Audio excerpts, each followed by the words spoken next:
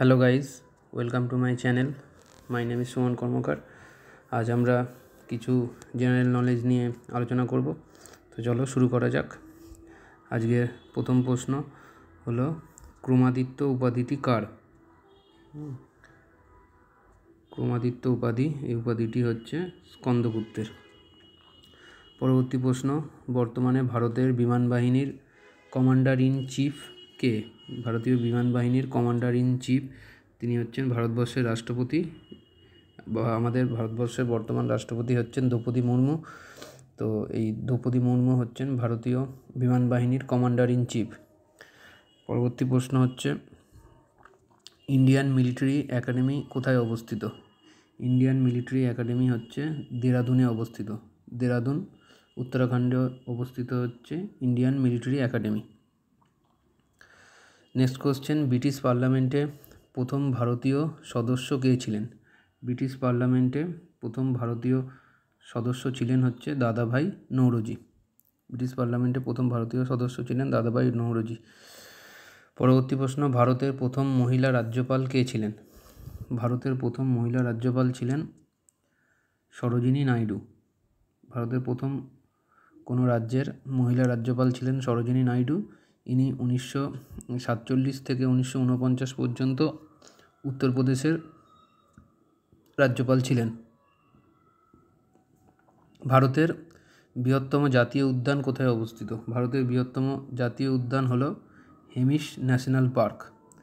Hemis national park হচ্ছে ভারতের বৃহত্তম জাতীয় উদ্যান। এটা লাদাখে অবস্থিত বর্তমানে। ওয়ার্ল্ড ট্রেড অর্গানাইজেশন এর সদর দপ্তর কোথায়? ওয়ার্ল্ড ট্রেড অর্গানাইজেশন অর্থাৎ ডাব্লিউটিওর সদর দপ্তর হলো জেনেভা।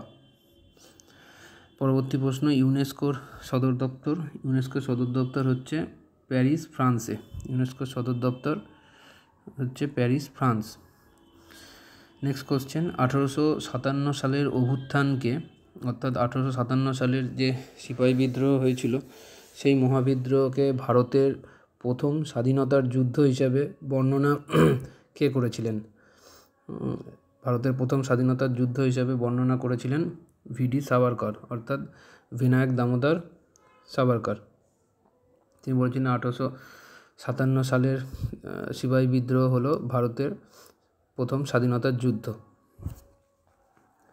নেক্সট কোশ্চেন, কোন আইনটি পোর্টফোলিও ব্যবস্থা চালু করেছিল?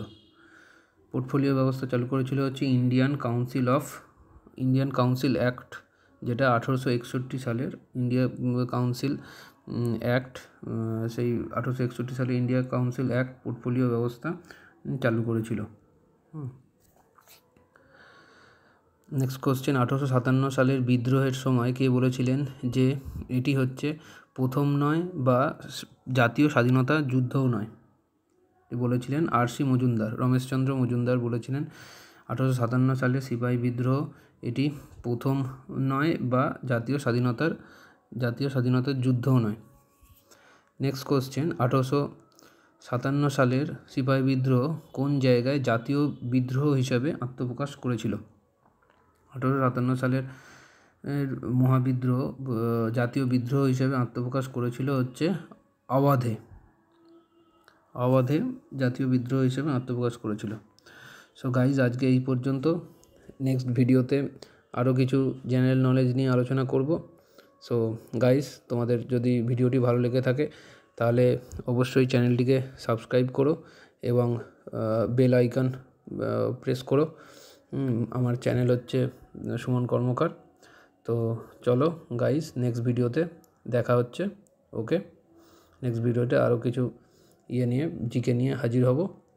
সো গাইস, তোমরা চ্যানেলটিকে সাবস্ক্রাইব করো। ওকে।